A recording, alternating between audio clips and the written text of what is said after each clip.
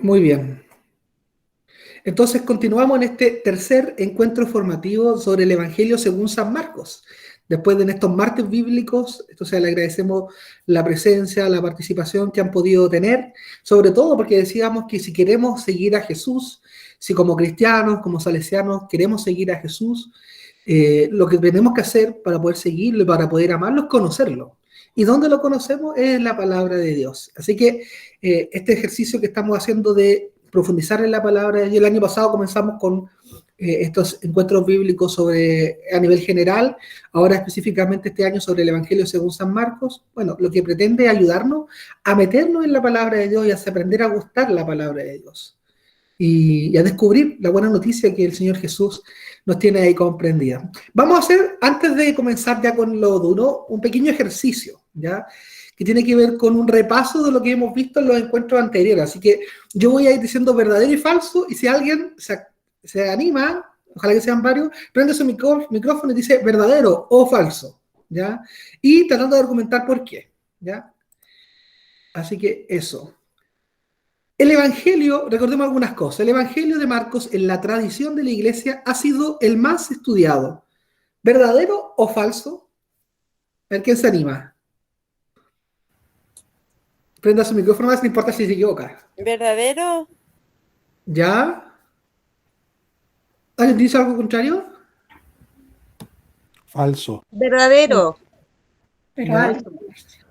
Bueno, esta pregunta es un poquito engañosa. ¿Por qué? Falso. ¿Sí? Vamos a ver. Porque fíjense que es un poquito engañosa, porque yo les decíamos al inicio del encuentro pasado, que el Evangelio de Marcos durante toda la tradición de la Iglesia, por ser el Evangelio más breve, en donde Jesús dice poco, es el Evangelio menos estudiado en la tradición, en la historia de la Iglesia. Sin embargo, en los últimos años se han descubierto algunas características importantes y porque es el primer Evangelio, se ha vuelto a retomar, por así decirlo, el estudio según San Marcos. Pero eso ha sido en los últimos años y hay abundante literatura sobre el Evangelio según San Marcos, pero mirando la generalidad ha sido poco. ¿Ya? Así que, por lo tanto, falso. ¿Ya? Segunda pregunta. El Evangelio de Marcos se caracteriza por los grandes discursos y enseñanzas de Jesús. ¿Verdadero o falso? Falso. ¿Seguro? Sí. Muy bien. Muestra más actuando que hablando. Muy bien. Jesús no solamente en el Evangelio según San Marcos, no solo enseña al hablar, sino también al actuar, en los gestos, en la forma que dice. Y el Evangelio de Marcos no es un evangelio, por ejemplo, como el Evangelio de San Juan, con grandes discursos. Son donde Jesús dice pocas palabras, pero hace mucho. Entonces, por eso yo decía la semana pasada que Jesús enseña en Marcos, enseña actuando. Lo que su palabra dice, su palabra explica los signos o las acciones que él hace. Y las acciones son una confirmación de lo que él va diciendo. Por lo tanto, hay una relación entre palabra y obra en el Evangelio de San Marcos en Jesús. Tercera, en el Evangelio de Marcos se nos presenta la imagen de un Jesús muy humano. ¿Verdadero o falso? Verdadero. Vamos a ver. Así es, verdadero. Marcos nos recuerda hechos o sentimientos de Jesús que los demás evangelistas silenciaron por bien ser intrascendentes o incluso inconvenientes. Y vimos algunos ejemplos de algunos textos bíblicos. Además, en el Evangelio según San Marcos se expresa mucho más fuerte los sentimientos de Jesús. Decíamos, el carácter es mucho más impetuoso, mucho más directo. O sea, la humanidad, por así decirlo, de Jesús se manifiesta mucho más claro en Marcos que quizás en otros evangelios. Vamos con la pregunta cuarta. El Evangelio de Marcos fue el segundo de los evangelios en ser redactado. ¿Verdadero o falso? Falso. Fue el primero. Es verdadero. 20 años después. Muy bien, falso. Marcos es el primer evangelio de los 4 en ser escrito y decíamos que servirá como base para que los otros evangelistas redacten sus propios evangelios. 5. Esta es ya del primer encuentro. El Evangelio de Marcos, el que se proclama durante el año litúrgico A. ¿Verdadero o falso? Está un poquito más capciosa. ¿Verdadero o falso? Ya ahí no estuvimos. Este año es el año litúrgico B. Falso, en el B. Claro, falso, ¿cierto? Falso, Porque porque es el B. Por lo tanto, falso. Marcos es el Evangelio del ciclo B, 2021. Por lo tanto, Lucas será el del ciclo C. El próximo año, principalmente la liturgia dominical, trabajará el Evangelio de Lucas. El 2023, el de Mateo. Y el 2024, nuevamente volvemos a Marcos. Hay una secuencia, ¿sí? Y así por toda la eternidad. Por lo tanto, uno podría decir, en 3 años, yo en general, si uno va a misa todos los domingos, pasa por todos los evangelios. Sexta pregunta. El Evangelio de Marcos es representado con la imagen de un león. ¿Verdadero o falso? Verdadero. Verdadero. Verdadero, ¿cierto? ¿Por qué? El león representa a Marcos, porque su evangelio comienza hablando de San Juan Bautista, que clama en el desierto. Su voz es como la de un león, un animal fuerte y noble, como lo será Jesús. Y los otros, el toro, la imagen del toro, es del evangelio de Lucas. ¿Por qué? Porque el evangelio de Lucas comienza hablando del sacrificio de Zacarías a Dios. Y el toro es símbolo del sacrificio.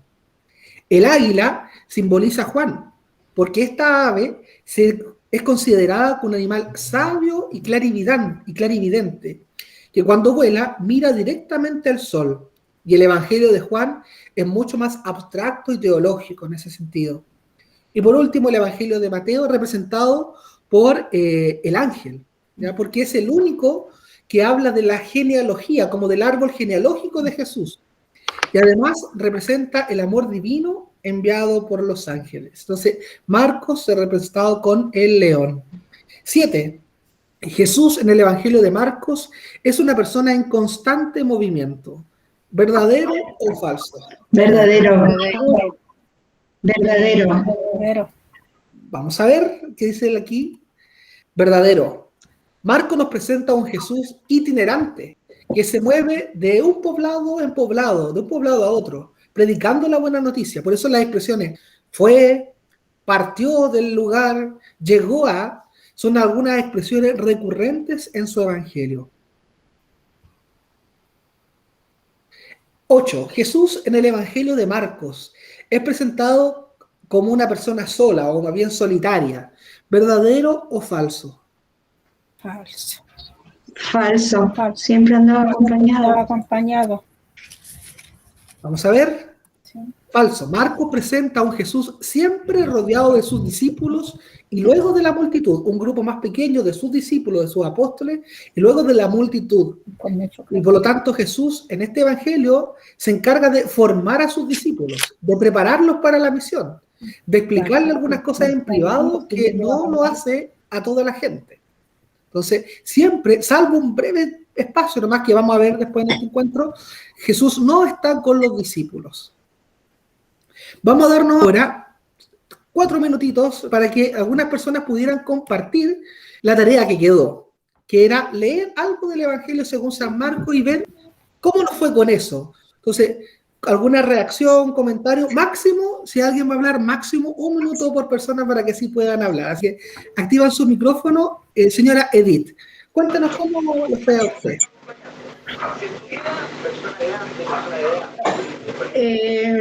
De acuerdo a lo que yo leí los 20 capítulos, San Marcos nos muestra a un Jesús actuando, haciendo milagros, sanando a los enfermos. Nos presenta a Jesús como un verdadero hombre, capaz de sentir las mismas emociones y los mismos sentimientos. Y lo otro que me llamó la atención es que casi la mitad del Evangelio se ocupa en narrar la historia de la última semana de la vida de Jesús. Es sin mi compartir. Muchas gracias, señora Edith. También ha levantado la mano ahí Verónica Pinto. Sí. Sí, bueno, yo leí los 3 primeros capítulos de Marcos, donde él muestra a un Jesús que empieza a buscar sus discípulos, empieza a hacer milagros, y como toman preso a Juan el Bautista, Jesús comienza su vida pública, por así llamarlo. Es un Marcos va narrando muy fácilmente todo lo que Jesús hace. Lo narra con un vocabulario muy amigable, por llamarlo de alguna manera. Es un vocabulario amigable y una reflexión profunda. No, me gusta mucho el evangelista Marco. Eso. Muchas gracias, Verónica. Ahí Eddie Ayala también tiene la mano levantada. Bueno, yo tengo un problema realmente con lo que voy a decir porque soy catequista hace muchos años, pero siempre me ha costado el capítulo 9 de San Marcos, la transfiguración de Jesús. ¿Por qué? Porque hay dos partes ahí, una en la que el Señor, ¿no es cierto?, se reviste y se ilumina. Esa es una parte. Y la otra es cuando el Padre Dios le habla. Entonces ahí digo yo, ¿qué es lo más importante o cómo puedo yo dar a conocer o yo misma aprender qué significa la transfiguración del Señor? Así es. Perfecto, mire, hoy día vamos a tocar eso porque en la intencionalidad del Evangelio de Marcos, ese momento de la transfiguración, como así también el del bautismo de Jesús, está muy relacionado en el Evangelio de Marcos, por lo menos, para transmitir quién es Jesús, la identidad. Y por eso no está en la primera parte del Evangelio, porque en la primera parte Jesús dice, hace callar a la gente, que no cuenten quién es Él, hace milagros, dice, por favor no lo cuenten, no lo digan, quédate en privado. Pero en la segunda parte, después de la confesión de Pedro, cuando le pregunta, ¿quién dice la gente que soy yo?, Jesús empieza a revelar abiertamente quién es Él. Y parte con uno de los textos de la transfiguración, para quedar claro de que Él verdaderamente es el Hijo de Dios. Pero vamos a meternos un poquitito en eso, pero hay una intencionalidad, por así decirlo, narrativa que tiene el evangelista en esa segunda parte, que parte por la transfiguración u otro momento, de decir, este Jesús que empezó a predicar es el Hijo de Dios. ¿Ya? Así que, muy bien. Gracias. Vamos a avanzar entonces, si es que alguien más no quiere compartir. Bueno, vamos a comenzar entonces con el día de hoy. Vamos a seguir profundizando. Entonces, ¿qué es lo que hemos visto la semana pasada sobre el Evangelio según San Marcos? El Evangelio de San Marcos nos presentaba, lo habíamos visto en otro encuentro, un Jesús que no dice muchas cosas, pero que hace muchas cosas y que es muy itinerante, se mueve. No hay grandes discursos. Para dar una instrucción utiliza pocas palabras, ¿ya? En cambio, aquí Jesús no dice mucho, o sea, hay pocas palabras, porque Jesús enseña actuando. Nos presenta, decíamos, una imagen de un Jesús muy humano, ¿ya? Porque le da rabia, dice que siente angustia, que se enoja a veces con los discípulos. Entonces tiene algunas características que enfatiza más el Evangelio de Marcos, que el otro Evangelio está presente, pero no tan fuerte como el Evangelio según San Marcos. Hay un estilo muy directo, muy directo en San Marcos, que va directamente muchas veces a los detalles, ¿ya? Y los otros evangelistas a veces encuadran mucho más la escena de lo que hace Jesús, hacen toda una introducción, una conclusión. En cambio, en el Evangelio de Marcos, Jesús va, dice 2 o 3 palabritas, hace el milagro y sigue andando. O sea, es muy directo, no cuida tanto los detalles, porque no es que no le interesen, sino que va al hecho concreto. Y un Jesús, que vamos a profundizar hoy día, un Jesús muy rodeado de sus discípulos. Nunca está solo, sino que rápidamente, después de la predicación de Juan el Bautista, como muy bien decía alguien, Jesús empieza a llamar a sus discípulos. Capítulo 1. Empieza a llamar y va preparando una comunidad, los va formando.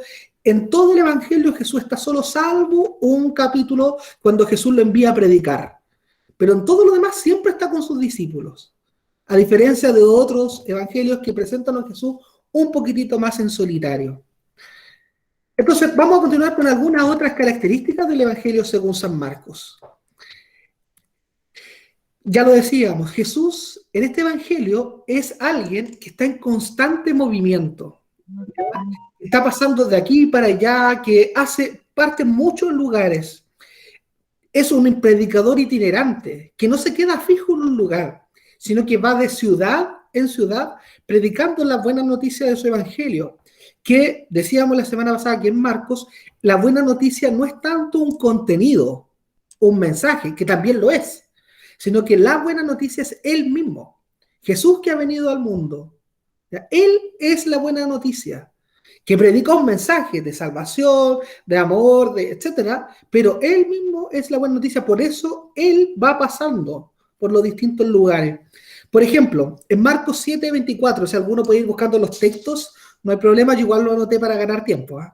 En Marcos 7:24 dice, Jesús partió de allí, del lugar que estaba, y se fue a la región de Tiro. O sea, muchas veces en este evangelio van a ver que los textos parten así, o terminan así.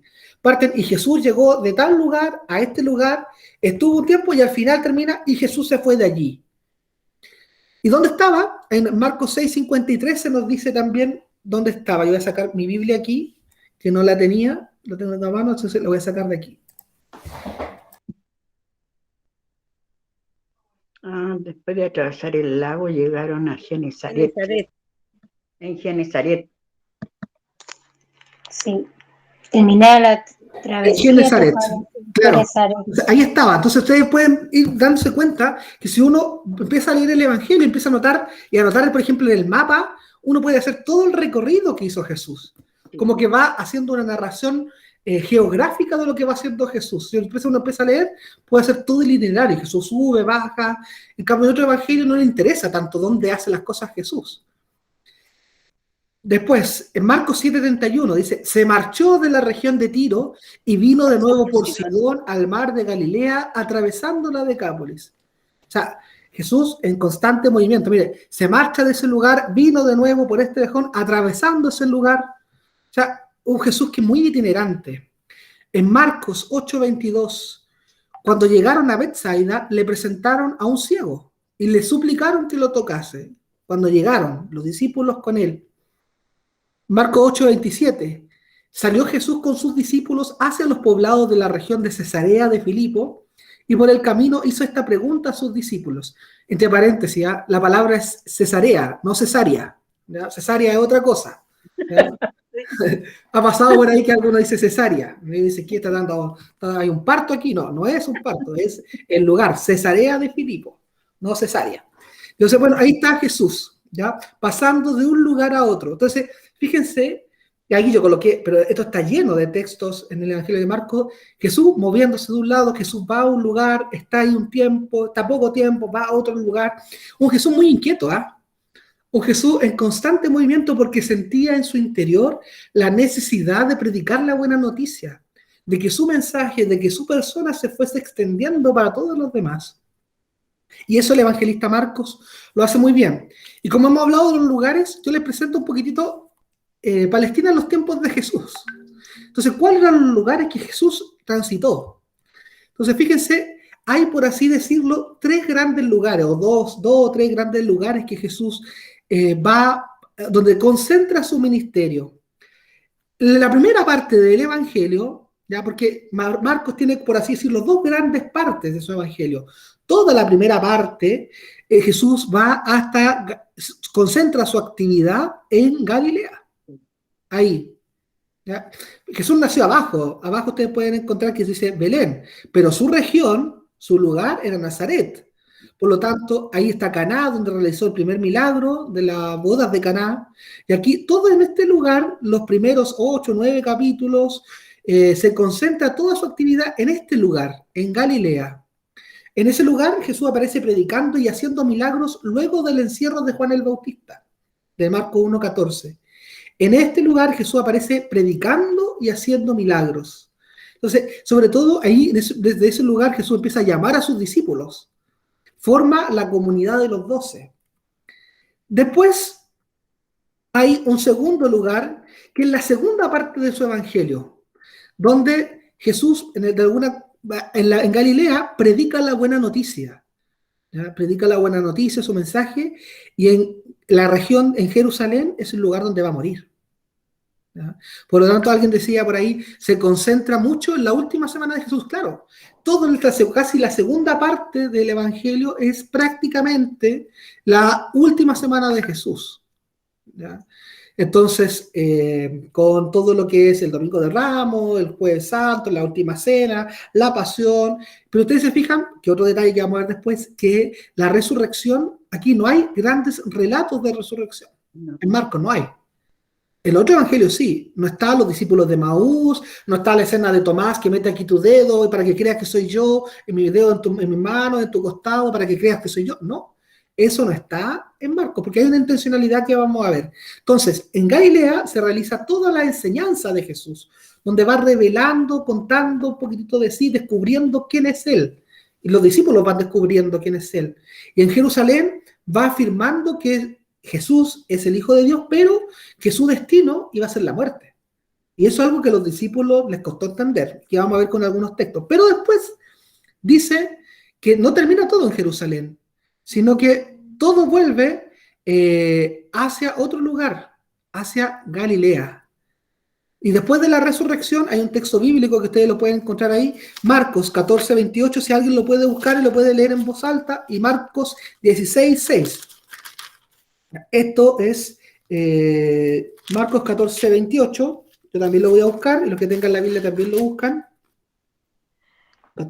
Marcos 14, 28. Pero cuando resucite, iré delante de ustedes a Galilea.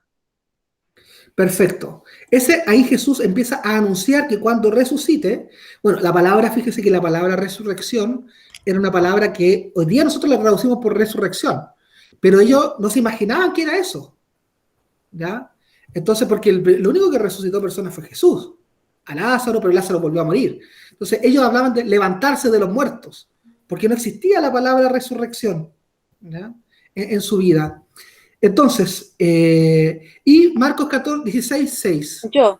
Pero ¿Ya? él les dijo, no se asusten, si ustedes buscan a Jesús Nazareno, el crucificado no está aquí, ha resucitado, pero este es el lugar donde lo pusieron.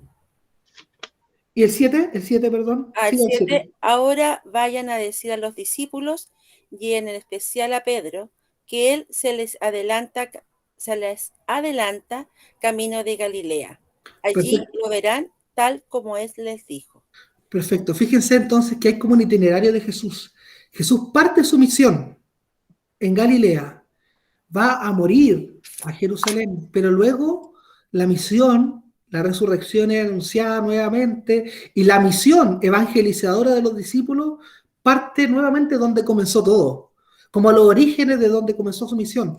Por lo tanto, para el evangelista Marcos, el hecho de la resurrección está vinculado a la predicación de Jesús. Dicho de otra manera, la vida de Jesús está vinculada con la muerte y la resurrección de Jesús. No son dos personas distintas, sino que es la misma persona y por lo tanto la predicación de Jesús en Galilea se aclara, se esclarece a la luz de la resurrección de Jesús. Y desde ahí comienza la misión. Entonces, y ustedes van a ver que la primera parte del Evangelio se realiza toda en Galilea y la segunda parte toda en Jerusalén, salvo cuando Jesús los manda nuevamente al final, en los últimos versículos de Marcos, a ir nuevamente a Galilea, donde comenzó todo. Y en ese camino, también, mientras va de Galilea a Judea, se realiza gran parte del discurso, que está solamente en el capítulo 10. Del 1 al 9, Galilea. El 10, camino de Galilea a Jerusalén, y del 11 en adelante al 16 en Jerusalén.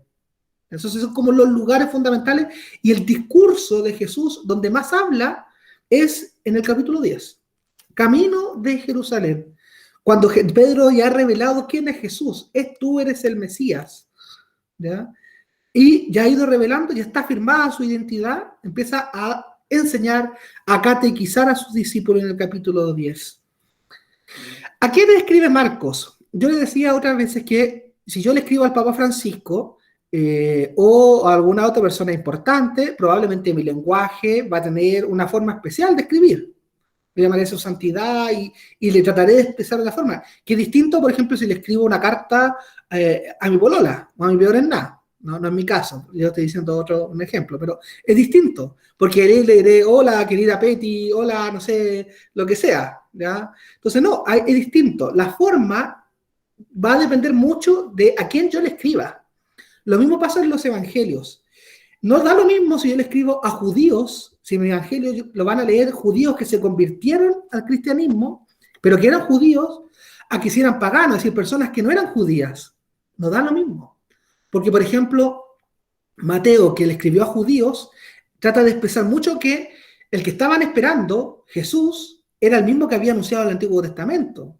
En cambio, Marcos, que le escribe a paganos convertidos, es decir, a cualquier persona que no era judía pero que se convertía, no le interesaba tanto mostrar eso. Por lo tanto, hay poquísimas referencias al Antiguo Testamento, como en Marcos, en Mateo, que abundan, ¿ya? En cambio, y eso tiene que ver con a quién yo le escribo. Entonces, le escribe a personas que no son judías. ¿Y cómo podemos saber esto? Por muchos detalles, pero sobre todo porque Jesús explica expresiones y usos judíos, ¿ya? Si yo le escribo una carta a mi familia, yo sé cómo es la forma o los ritos o tradiciones que tenemos en nuestra familia. Y no es necesario explicarla en una carta, porque todos la sabemos. Pero en cambio, si yo le explico algo a otra persona, lo tengo que explicar. ¿Ya? Si yo le cuento algo de mi familia, tengo que explicar, mira, esto pasa en mi familia. Bueno, si Jesús, o sea, Marcos le escribiera a judíos, no es necesario que explicara, por ejemplo, qué significan las palabras en hebreo, porque los judíos manejaban el hebreo, ¿ya? O, por ejemplo, el ritual de la purificación. Y hay un texto que dice, pero en esto los judíos son muy escrupulosos y no hacen nada sin lavar las manos. Eso si le escribiera a los judíos no lo haría, ¿ya? Entonces le escribe a paganos convertidos. Por ejemplo, si alguien encuentra Marcos capítulo 5, versículo 41. Si alguien lo puede encontrar, lo lee en voz alta. A ver si le gano yo. Yo lo encontré. Dice así: tomó entonces la mano de la niña, Jesús, y le dijo, Talitá cum, que quiere decir, muchacha, a ti te digo, levántate. ¿Ya? Si Jesús le escribiera a judíos, todos sabrían que Talitá cum significaba, muchacha, te lo digo, levántate. Pero como no le escribe a ellos, es necesario que lo explique. O Marcos 7, 27, del 2 al 5, que yo lo coloco ahí. Vieron que algunos de sus discípulos tomaban alimentos con manos impuras, los fariseos, los judíos, es decir, sin lavársela. ¿Y qué es lo que hace el evangelista? Todo eso que está entre los guiones es una explicación que hace Marcos para que el que lo lea entienda de por qué era tan importante para los judíos lavarse las manos. Entonces dice, es que los fariseos y los judíos en general no comen antes sin lavarse cuidadosamente las manos, siguiendo la tradición de los mayores. Cuando vuelven del mercado, no comen antes sin lavarse y observan otras muchas reglas tradicionales como el lavado de copas, de jarras y de ollas. ¿Ustedes creen que eso lo diría? Porque observan muchas reglas tradicionales, deja como un poquitito mal a los judíos.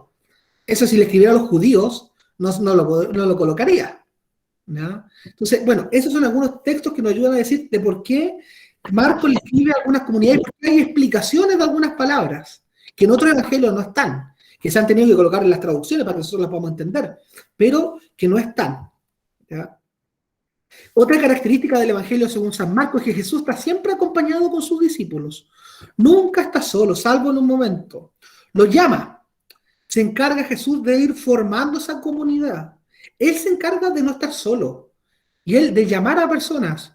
Por ejemplo, en Marcos 1, del 16 al 20, llama en primer lugar a los 4 pescadores, a Simón, Pedro, y a su hermano Andrés. Los llama a ellos 2 primero. Y luego llama a Santiago y a su hermano Juan, que eran los hijos de Zebedeo, que fueron uno de los primeros en ser llamados. Por eso estos 2 se acuerdan del primer encuentro, o la semana pasada, el encuentro anterior, que se subieron por el chorro. Y le dijeron, a ver, Jesús, ¿a quién cuenta la verdad? ¿Quién se va a sentar aquí a la derecha, al lado tuyo en el reino de los cielos? Ya Jesús le dice, eso no me toca a mí decirlo, esos puestos están reservados para mí, por quienes mi Padre los diga. Y los discípulos de otros se enojaron con ellos. Oye, ¿cómo ahí Santiago y Juan están diciendo esto? Se vienen a asegurar con los puestos. ¿Ya? Esos mismos son. Entonces Jesús, y así hay muchos textos donde Jesús se encarga de llamar a los discípulos. En 2 del 13 el capítulo 2 del 13 al 14, Jesús llama a Mateo, ya que aparece también como Leví, que es el mismo, ya Leví, el cobrador de impuestos. Dice Marcos 2 del 13 al 14, salió de nuevo por la orilla del mar, toda la gente acudía a él y les enseñaba. Al pasar, vio a Leví, hijo de Alfeo, sentado en el despacho de impuestos y le dice, sígueme. Él se levantó y le siguió. Fíjense que aquí Jesús no dice mucho, ¿eh? Una palabra bastó que dijera Jesús para que provocara el que ese cobrador de impuestos dejara esa vida, se levantara y lo siguiera. Y eso provocó un escándalo para los judíos, ¿ya? Porque ser cobrador de impuestos no era muy bien visto. Pero una palabra, en otro evangelio hace todo un discurso Jesús diciéndole aquello. Y después lo dice, sígueme. Aquí en Marcos una palabra solamente, pero una palabra tan fuerte, tan eficaz, que es capaz de generar la conversión de él, que es lo que estamos invitados también nosotros, ¿eh? Que la palabra de Jesús transforme nuestra vida, transforme nuestro corazón, como lo hizo los discípulos. Jesús también está siempre acompañado de sus discípulos, por lo tanto, no se separará de ellos, salvo para enviarlos a predicar. Es el único momento en el capítulo 6, en esos versículos del 7 al 30, que Jesús no está con sus discípulos. El resto está siempre con sus discípulos. Al inicio, en el capítulo 6, versículo 7, dice, Jesús llamó a los 12 y comenzó a enviarlos de 2 en 2, dándoles poder sobre los espíritus inmundos. Les ordenó que nada tomasen por el camino, a excepción de un bastón, ¿ya? De hecho, hay un detalle, lo coloca ahí en el Evangelio de Mateo y de Lucas, ni siquiera les dice, ni siquiera un bastón pueden llevar, dice, no lleven nada. En cambio, en Marcos dice, para esa misión que los manda a predicar de 2 en 2, en Marcos les dice, lleven, a no ser que lo único que pueden llevar es un bastón, ¿ya? Y en Marcos, ¿por qué? Porque si uno lee, hay Éxodo 12 al 11, que es un texto del Antiguo Testamento, hay como una evocación del texto del Antiguo Testamento, yo mientras a buscarlo, Éxodo 12 al 11, que el evangelista trata de hacer como esa comparación, o tiene esa imagen de Jesús o del Antiguo Testamento, que es cuando los discípulos, cuando los judíos comían en la cena pascual, dice así, ¿cómo les dijo Yahvé en el Antiguo Testamento que tenían que comer el cordero de la cena pascual? Dice así, versículo 12, ese capítulo 12, versículo 11, dice, la comeréis con la cintura ceñida, los pies calzados y el bastón en la mano, y lo comeréis deprisa. Entonces lo que hace Marco es como, por así decirlo, hacer como un guiño al Antiguo Testamento y tiene eso en su mente. Entonces lo envía de 2, pero, y ya pasan unos pocos versículos y dice que los discípulos devuelven, en el 30 y 31. Los apóstoles se reunieron con Jesús y le contaron todo lo que habían hecho y lo que habían enseñado. O sea, y llegaron expectantes porque habían hecho milagros, habían sanado, habían expulsado demonios. Entonces llegaron súper emocionados y le fueron a contar todo eso a Jesús.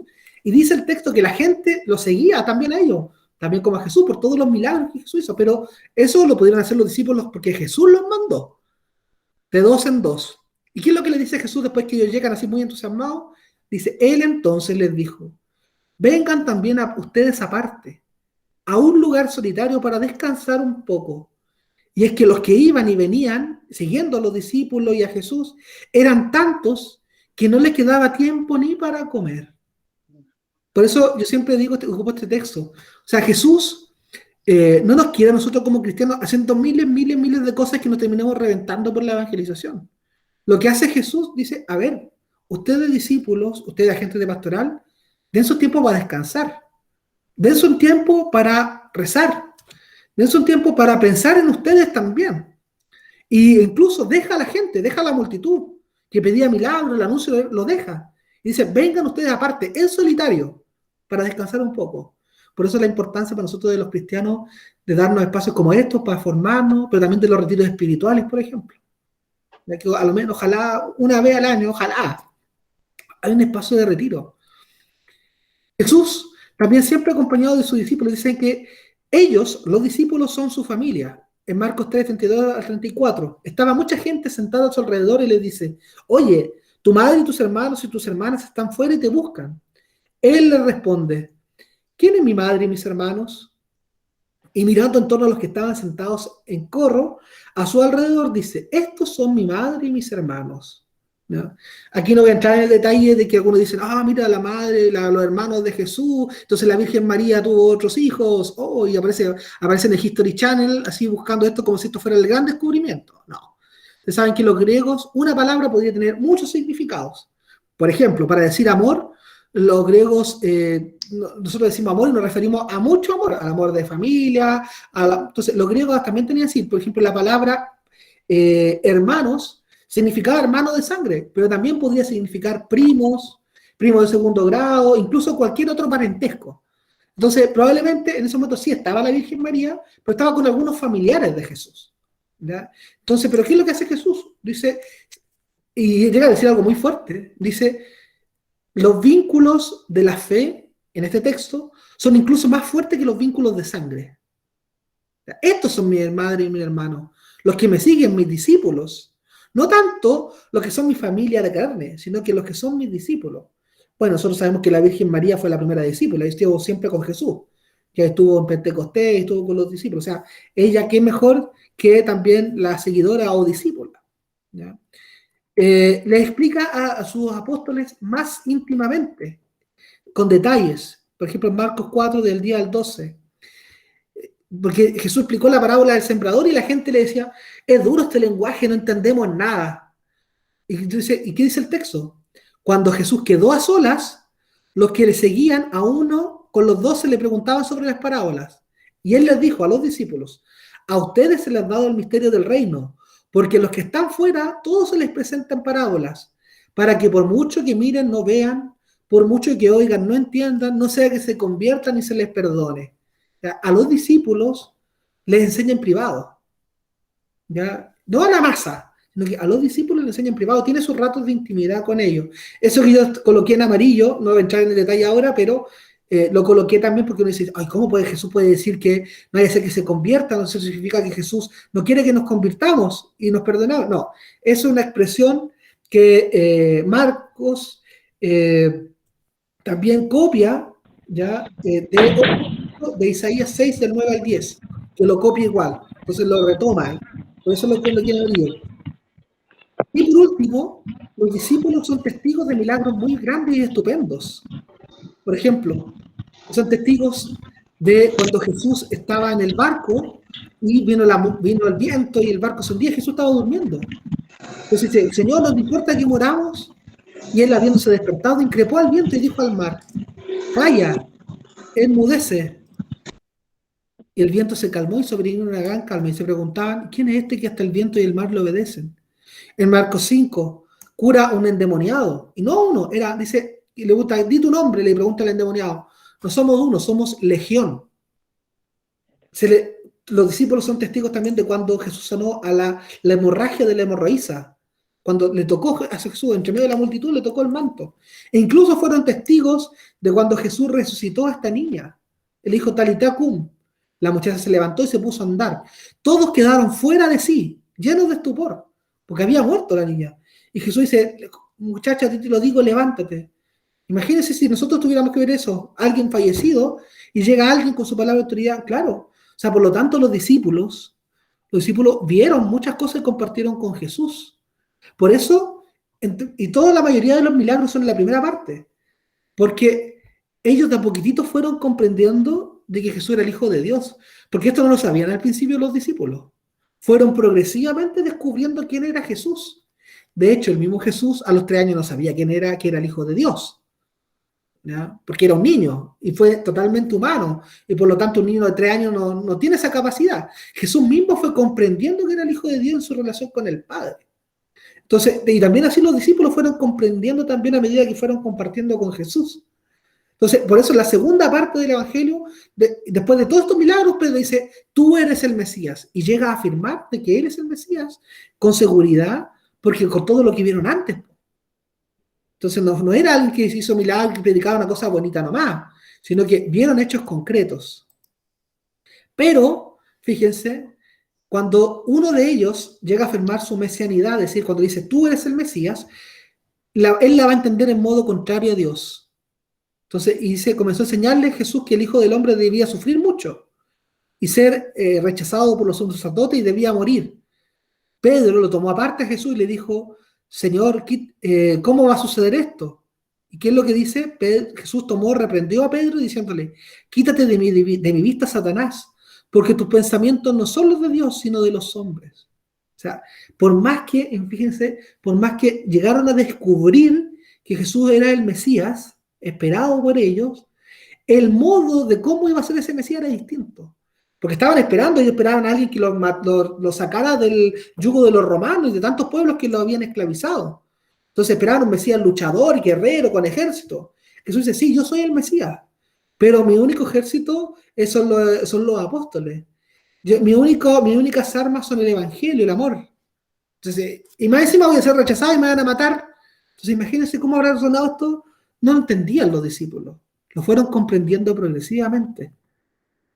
Y por eso Jesús, después de que Pedro hace su anuncio y diga, tú eres el Mesías, Jesús anuncia 3 veces anuncia 3 veces su muerte. Y en cada una de ellas hay incomprensión de los discípulos. Y les enseña cómo tiene que ser el discípulo. Porque Jesús en Marcos no solamente reúne a los discípulos, sino que va formando su corazón para que ellos también se conviertan en evangelizadores. ¿Y qué les dice? Que el discípulo tiene que aceptar la propia cruz. En Marcos 8, del 34 al 35, dice Jesús, llamando a la gente, a la vez que sus discípulos les dijo, si alguno quiere venir en pos de mí, detrás de mí, o sea, en el fondo si alguno quiere seguirme, nieguese a sí mismo, tome su cruz y me siga. O sea, Jesús le enseña a sus discípulos que para poder seguirlo, y nos enseña a nosotros también, para poder seguir a Jesús, tenemos que tomar la propia cruz. O sea, no hay discipulado de Jesús, no hay cristiano o cristiana, si es que no toma la cruz. La cruz es lo que nosotros llevamos para poder seguir a Jesús. Por eso Jesús dice, si alguno me quiere seguir, que tome su cruz y luego me siga. ¿Ya? No deje la cruz al ladito, que son los problemas, las dificultades, no. Sígame, pero primero tome la cruz y luego me siga. Es una clave también para nosotros. Jesús también les enseña que tienen que servir. En 9:35. Entonces se sentó, llamó a los 12 y les dijo, que el Evangelio del domingo, si uno quiere ser el primero, sea el último y el servidor de todos. Y fíjense que los gestos que hace Jesús en Marcos son importantes. Jesús se sentó, llamó a los 12 y luego les dijo, se sentó, porque fíjense que los que enseñaban, era como un momento solemne en la antigüedad, los que enseñaban eran los rabinos, y cuando enseñaban, se sentaban. Entonces Jesús hace el mismo gesto que hacían los rabinos hace tiempo para enseñar. Dice, hace como un momento solemne. Se sienta, dice, ojo, voy a predicar aquí, voy a decirle algo importante. Llama a los 12 y les dice, si uno quiere ser el primero de todos, sea el último de todos y el servidor de todos. O sea, que se haga el servidor. Y fíjense que yo lo decía en la homilía del domingo, Jesús aquí no dice, si uno quiere ser el primero, haga actos de servicio. No dice eso. Dice que sea el servidor de todos. Y eso es mucho más potente que hacer actos de servicio. Porque yo puedo ir, y por muy bueno que es, ir y hacer una canasta familiar y entregarla, y eso es muy bueno, hay que seguir haciendo. Pero no basta. Hay que convertirse en discípulo. Y eso es todo momento. Significa que yo mi identidad la empiezo a convertirme en discípulo y en servidor. No basta hacer servicio, sino que yo tengo que ser el servidor. Aún no haciendo nada para afuera, aún cuando nadie me ve, yo me tengo que seguir comprendiendo a mí mismo como el servidor. O sea, fíjense cómo nos enseña Jesús a los discípulos y también a nosotros, que queremos ser los nuevos discípulos de hoy. El discípulo también tiene que renunciar a todo poder. ¿Ya? Y dice, ¿saben ustedes que los jefes de las naciones hacen sentir su poder? Pero dice, pero entre ustedes, entre vosotros, no debe ser así. No hagan como ellos. El que quiera ser grande, que se haga el discípulo, que se haga el servidor, se convierta en identidad, no solamente que haga actos de servicio. Entonces el discípulo también tiene que renunciar a todo poder, tiene que vivir sencillamente y no como ricos, dice en Marcos 10:25.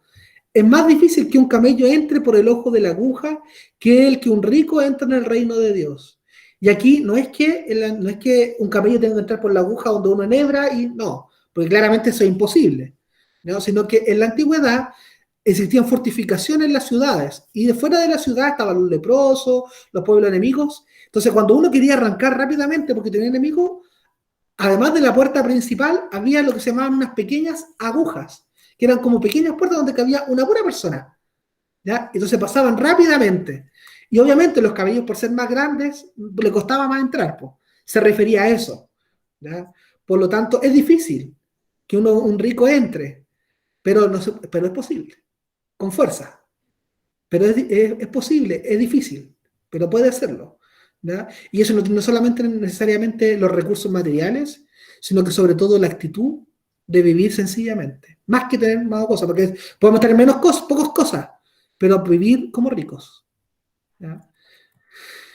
Y por último, que lo que hace Jesús en este evangelio con sus discípulos, que forman la comunidad, está siempre acompañado, les promete una recompensa. O sea, van a sufrir, tienen que tomar la cruz, los van a rechazar, pero ojo, esto no es en vano, ¿ya?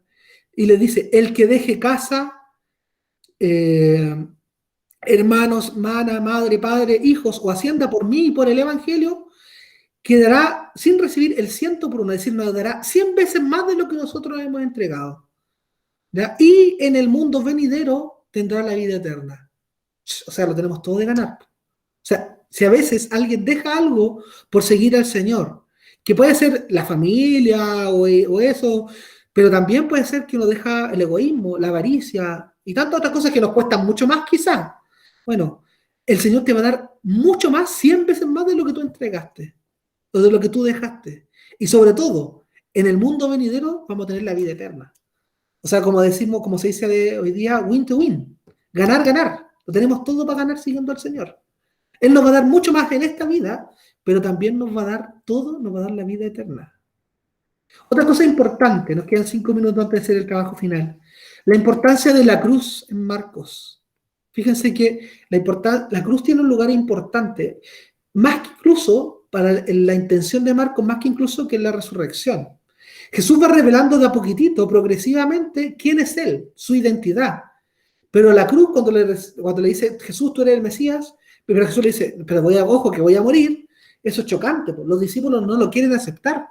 Por eso se llama incluso el escándalo de la cruz. No es como el escándalo de la semana, del primer plano, no, el escándalo de la cruz, ¿ya? Porque es difícil de entenderlo. O sea, ¿cómo alguien puede decirme que voy a ganar la vida, que voy a ser más grande sirviendo, siendo el último? ¿Cómo alguien me puede decir que voy a ser rico no teniendo nada? O sea, estas cuestiones son ilógicas. Es una lógica de Jesús ilógica. ¿Cómo alguien me puede decir que puedo tener la vida muriendo? Bueno, esto es escandaloso si lo vemos solamente con los ojos humanos, científicos, mundanos. No. Esa es la cruz donde Jesús confirma la identidad de él, donde Marcos confirma quién es Jesús realmente. Ustedes se fijan, ¿se acuerdan que decíamos que el primer versículo del Evangelio es como el título? Entonces, el Evangelio de Marcos empieza, comienzo del Evangelio de Jesús, el Cristo, que es lo mismo, Cristo y Mesías es lo mismo, solamente que Cristo está en griego, Mesías en hebreo, Hijo de Dios. En el primer versículo dice, todo lo que va a venir es la buena noticia del Evangelio de Jesús, que es el Mesías, el Hijo de Dios. Es como una tesis, que después lo que hace el evangelista es darle argumentos para apoyar esa tesis.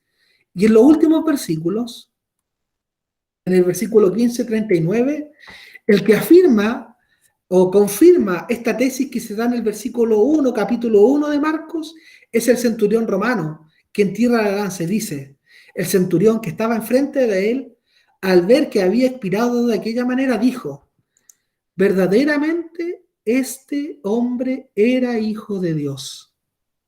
En el centurión romano se confirma esa tesis que se da en el primer versículo. Este es el Hijo de Dios. O sea, por lo tanto, todo lo que está entre medio son argumentos, razones para afirmar verdaderamente que este es el Hijo de Dios. Y fíjense que no lo afirma cuando Jesús resucitó. Lo afirma cuando Jesús murió. Cuando Jesús se entrega totalmente. Cuando Jesús es capaz de dar su vida por amor a nosotros. Ese es el mayor acto de que este es el Hijo de Dios. Porque solamente alguien que ama profundamente, totalmente, es capaz de entregar la vida por otro. Y también hay otros textos en donde Jesús va revelando. Entonces, en el bautismo de Jesús, dice, se oyó una voz que venía de los cielos, la voz del Padre Dios. Tú eres mi Hijo amado, en ti me complazco. Y en la transfiguración, entonces se formó una nube que los cubría con su sombra y llegó una voz desde la nube. Este es mi Hijo amado, escúchenlo.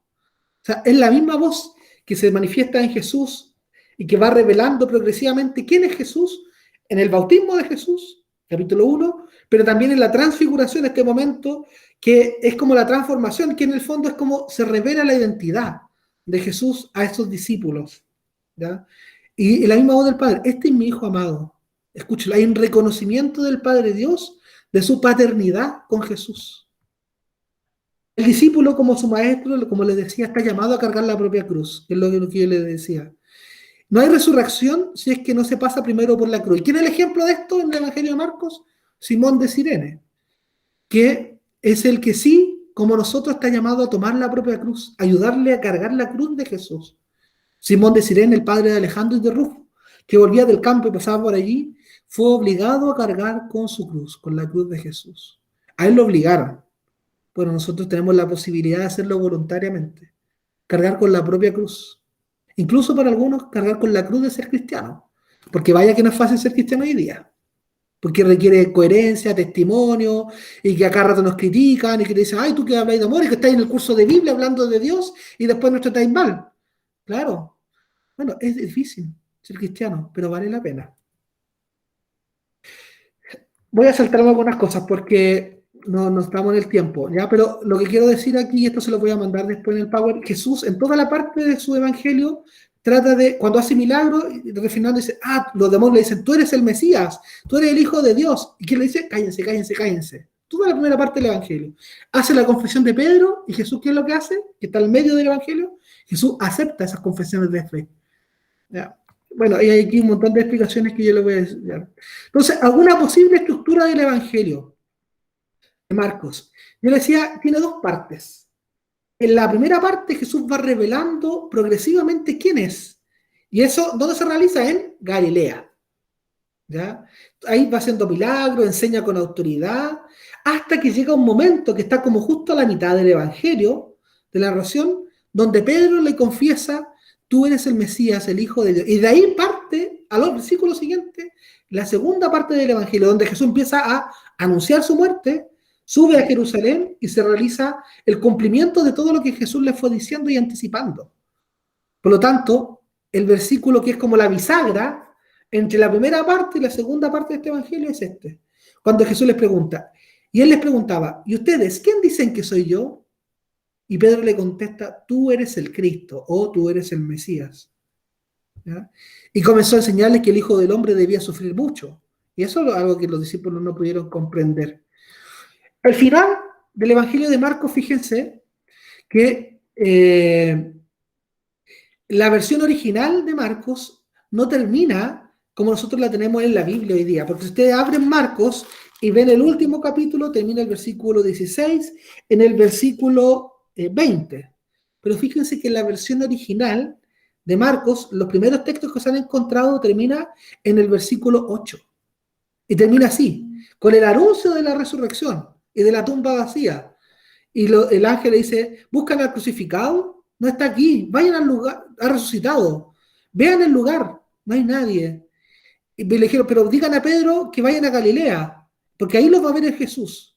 Ellas salieron del sepulcro, pues un gran temblor y espanto se había apoderado de ellas y no dijeron nada a nadie porque tenían miedo. Así terminaba el evangelio. ¿Ya? Pero sin embargo, en las correcciones posteriores, probablemente las primeras comunidades cristianas dijeron, oye, ¿cómo puede terminar solamente así el evangelio?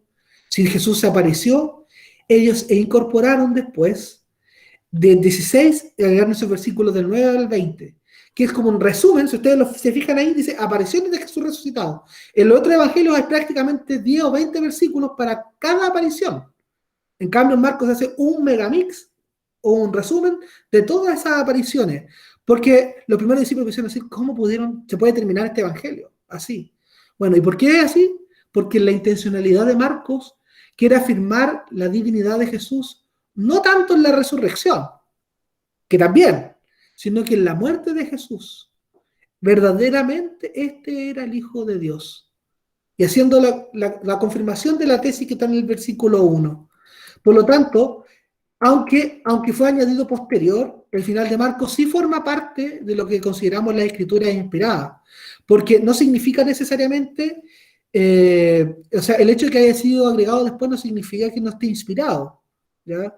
Esto no necesariamente, no significa necesariamente que fue redactado por Marcos, esa parte. Probablemente no fue redactado por Marcos porque en los primeros antiguos, manuscritos antiguos que se han encontrado, no aparecen estos últimos versículos, del 9 al 20. Y hay un final muy breve en esos manuscritos. Ellas refirieron brevemente a los compañeros de Pedro lo que le había anunciado. Luego el mismo Jesús hizo que ellas llevaran desde el oriente hasta el poniente este mensaje. Y ese era el final. Ese final primitivo desapareció. Y el actual, que está en la Biblia, fue redactado posteriormente para llenar la laguna. Y se presenta este como un resumen de las apariciones del resucitado. Y fue escrita en el siglo II aproximadamente después de Cristo. Y fíjense que queda como un evangelio abierto, ¿eh? Marcos finaliza su relato sin que la resurrección de Jesús sea anunciada. Esto es algo para mí que es como un mensaje de Marcos, que nos invita a nosotros. Deja su obra sin final, que no pudo ser un descuido nomás. No. Sino que lo que él hace es que sus lectores, ya que los lectores de su evangelio, concluida la lectura, hagan suya la tarea que ante la tumba vacía de Jesús habían recibido los discípulos ante la resurrección. O sea, nosotros, por así decirlo, tenemos que seguir escribiendo este evangelio hoy día. Nosotros tenemos que convertirnos en aquellas personas que van a anunciar a Jesús resucitado.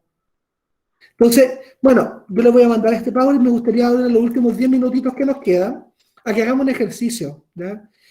Mirando un poquitito estas claves de Jesús, mirando esto, que hagamos el ejercicio de una brevísima lección divina con un breve compartir que podamos hacer.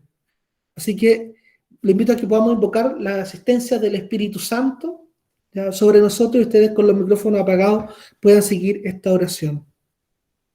Espíritu Santo, impúlsame a escuchar la palabra. Espíritu Santo, tócame para que pueda vivir la buena noticia. Espíritu Santo, renuévame para que en este mes de la Biblia me encuentre con Jesús presente en el Evangelio y en los hermanos. Amén. Amén. A ver si se podamos proclamar el Evangelio. ¿Hay alguno, cualquiera que pueda proclamar el Evangelio? Son 2 diapositivas. ¿Lo leo, Padre? Sí, por favor. Evangelio de nuestro Señor Jesucristo según San Marcos, del 9, del 30 al 37. Jesús atravesaba la Galilea junto con sus discípulos y no quería que nadie lo supiera, porque enseñaba y les decía: el Hijo del Hombre va a ser entregado en manos de los hombres. Lo matarán y 3 días después de su muerte resucitará. Pero los discípulos no comprendían esto y temían hacerle preguntas.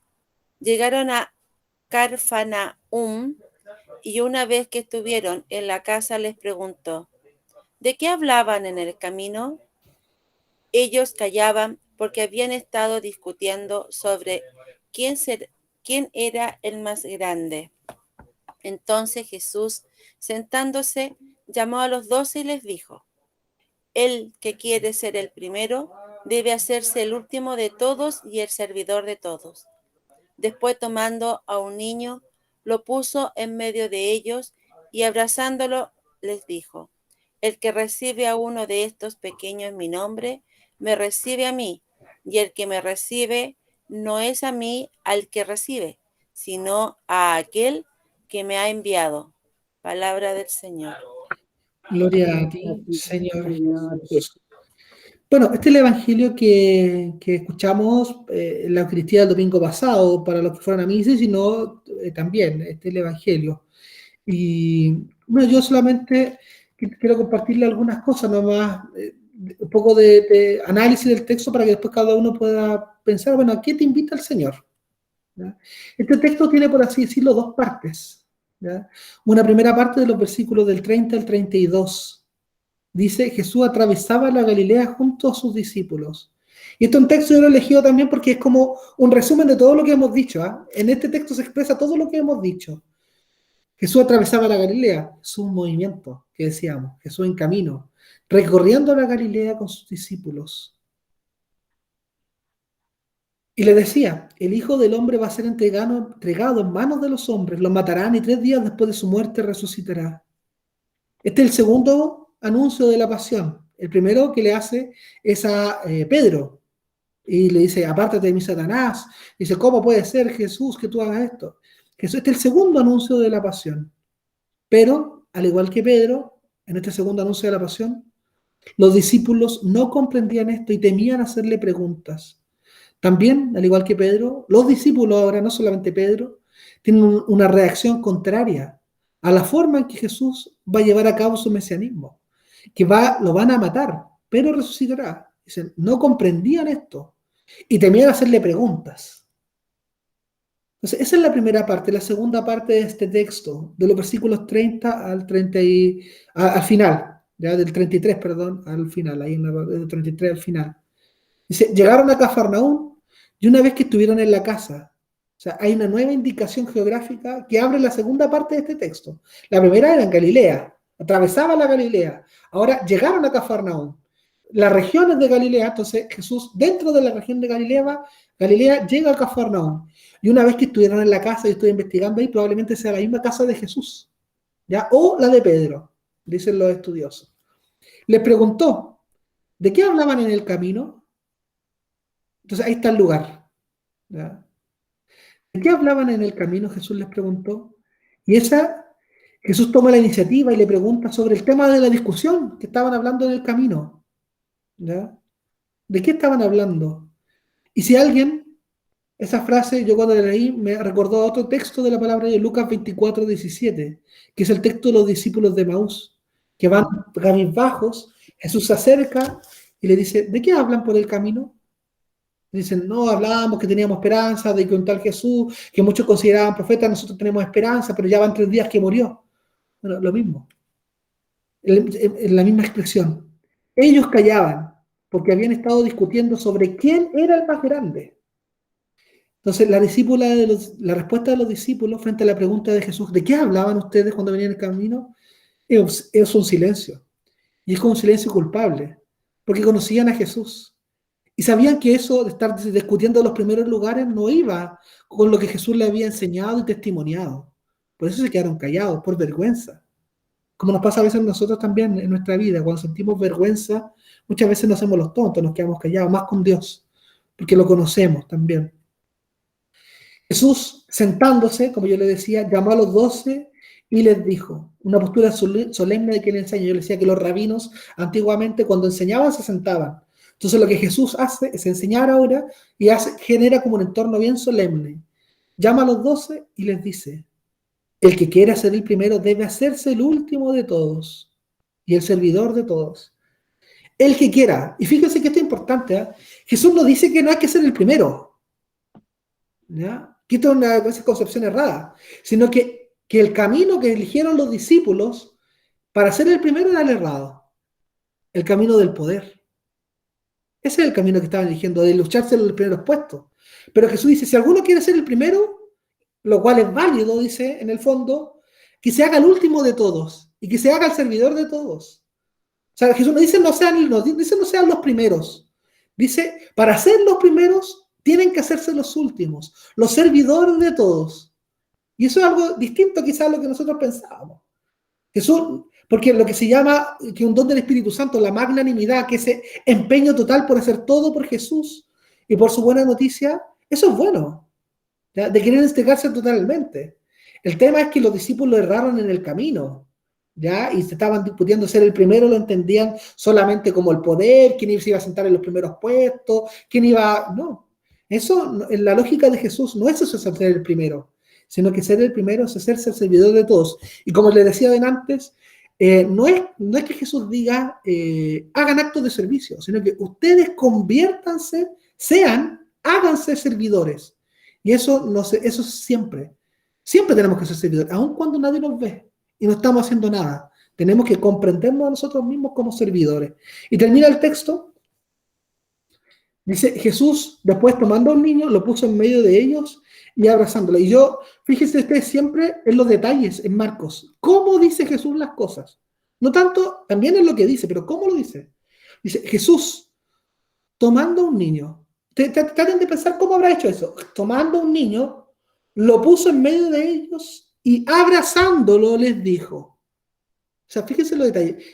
A mí se me imagina que Jesús tomó a un niño, lo levantó, lo habrá abrazado y lo colocó al medio. Lo puso en medio de ellos y lo abrazó. O sea, fíjense los gestos que hace Jesús. Y cómo, y después de hacer los gestos, lo hace. Dice, enseña. O a veces al revés. Enseña primero y después hace los gestos que confirman su palabra. Aquí al revés. Hace un gesto primero y luego enseña. Lo toma al niño, lo coloca en el medio, lo abraza y luego de eso les dice. Por eso, una recomendación para la palabra de Dios, pongamos atención a estos detalles. Lo que dice, lo que hace Jesús, antes de decir las cosas. Y les dice, el que reciba a uno de estos pequeños en mi nombre, me recibe a mí, y el que me recibe no es a mí el que recibe, sino a aquel que me ha enviado. Fíjense que la mirada de la sociedad de esos niños, de la sociedad de ese tiempo a los niños, es que eran mal vistos, no tenían lugar en la sociedad, no valían, no eran tomados en cuenta. Y bueno, el sentido del gesto es que Jesús abraza, fíjense, Jesús abraza y se identifica con un niño, que en ese tiempo no contaba ni valía. O sea, Jesús se identifica hoy día con el que no vale y con el que no cuenta ante los ojos de los demás, porque no tiene poder.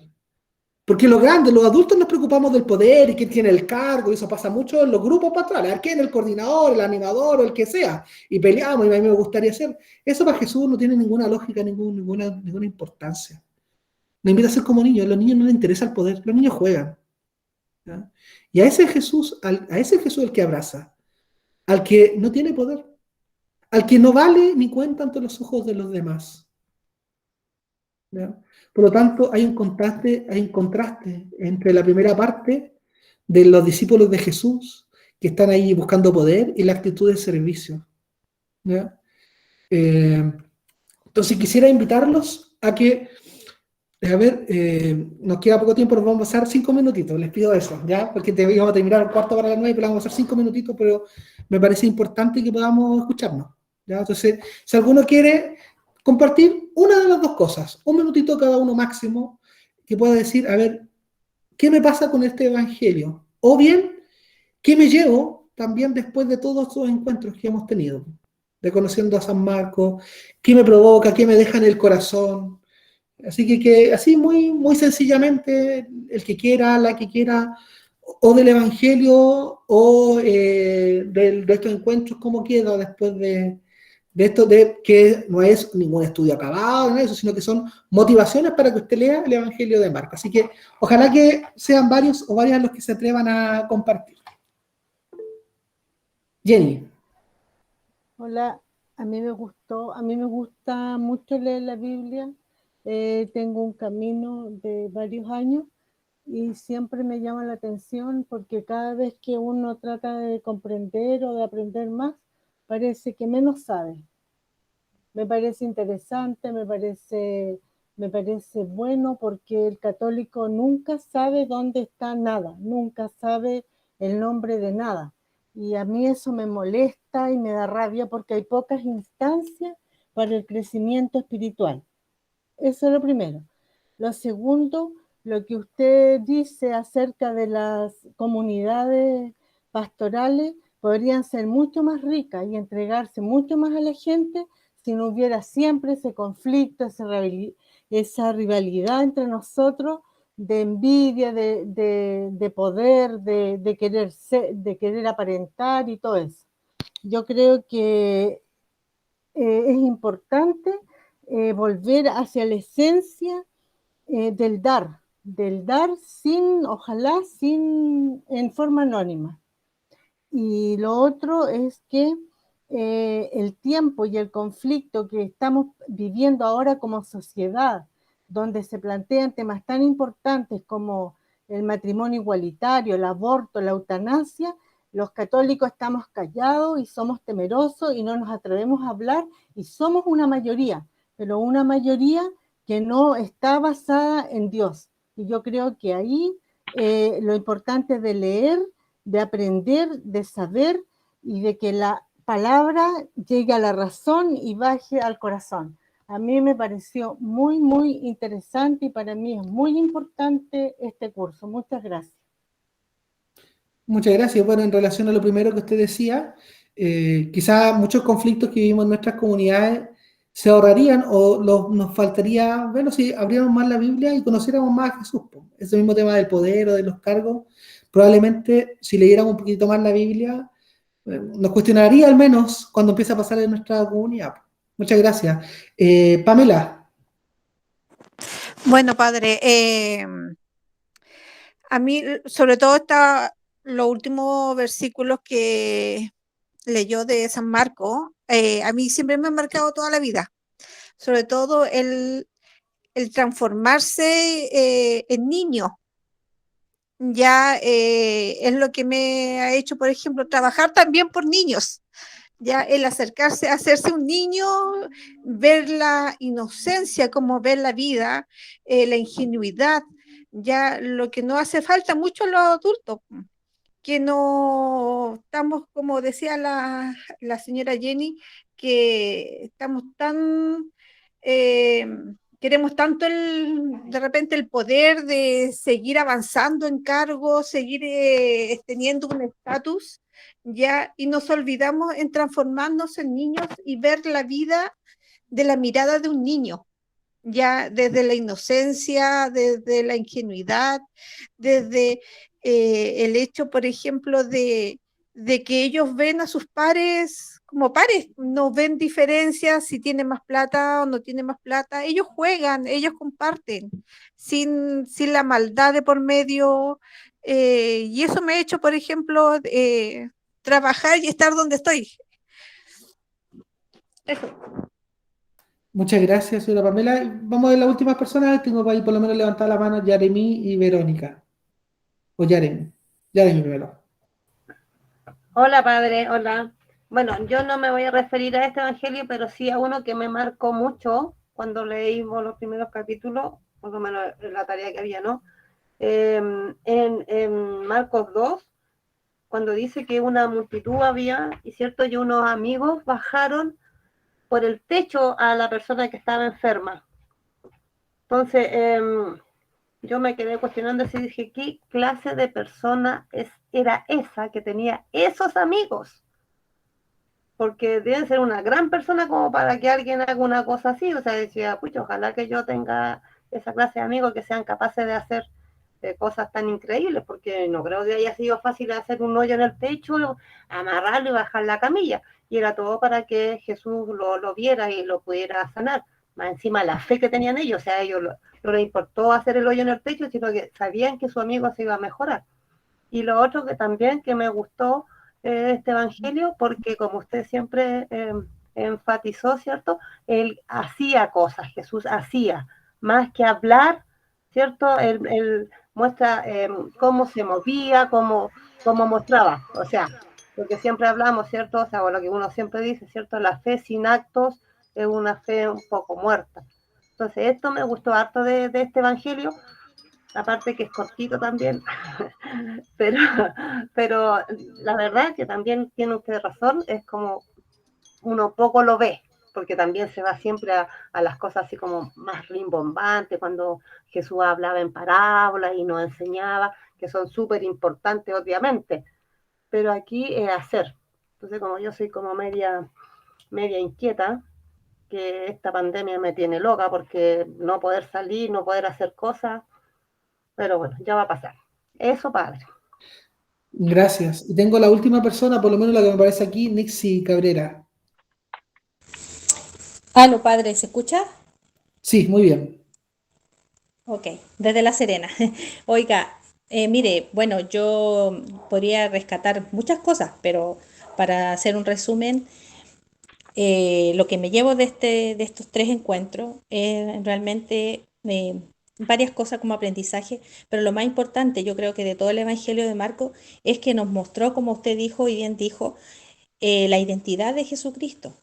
Entonces, yo creo que aquí ante este evangelio nos mostró realmente quién era Él en toda su, digamos, su plenitud, porque lo vimos que es un Jesús motivado, entregado totalmente a su misión, que hablaba poco, pero hacía mucho, ¿ya?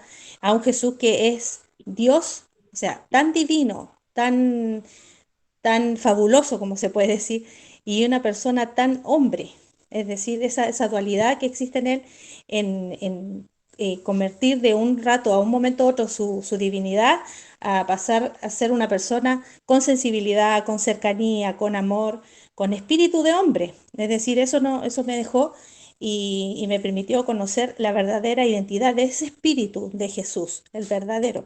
¿Ya? Así que me llevo eso como un Jesús simple, como lo relata Marco, muy sencillo, también muy desafiante, pero lleno de sabiduría.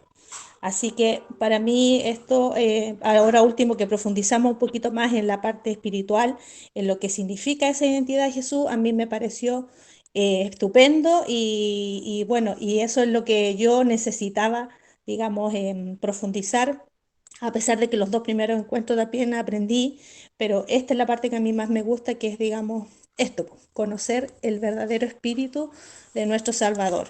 Así que yo me quedo con esto y ha sido de los tres encuentros, el mejor para mí este. Y bueno, darle las gracias por la invitación.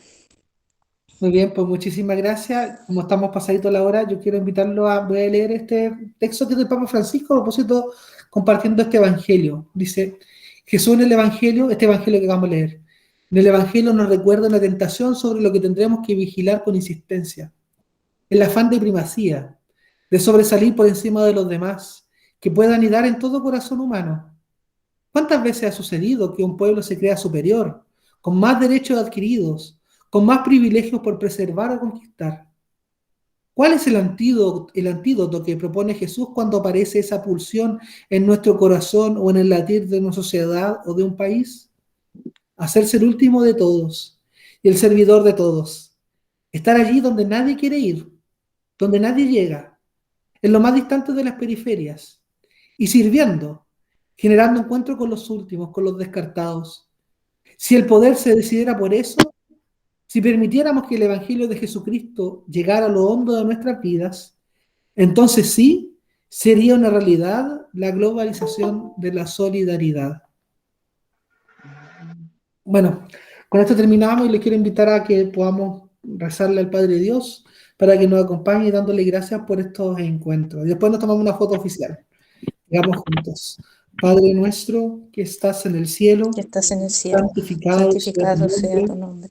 Venga a Venga nosotros a tu reino, nosotros tu reino. hágase tu voluntad en la tierra como en el cielo. Danos hoy nuestro pan de cada día.